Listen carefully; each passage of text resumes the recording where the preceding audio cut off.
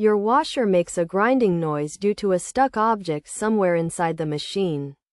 Various items can become lodged, causing this annoying sound. Common areas where objects can get stuck include the seal between the drum and the door, as well as the drum and the heater.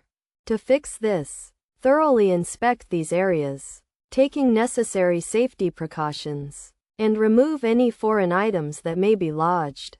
Additionally, a worn-out drive belt can cause the grinding noise, as it hinders the washer from moving freely. Over time, the drive belt is prone to wear and tear. To address this issue, unplug the washer and remove the back panel to access the drive belt. Then inspect it for damage and replace it with a new one if necessary.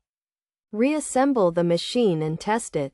It is also important to check for worn-out bearings, as they can rust due to exposure to water, resulting in a grinding noise. If the drum bearings are damaged, replace them with new ones to resolve the issue.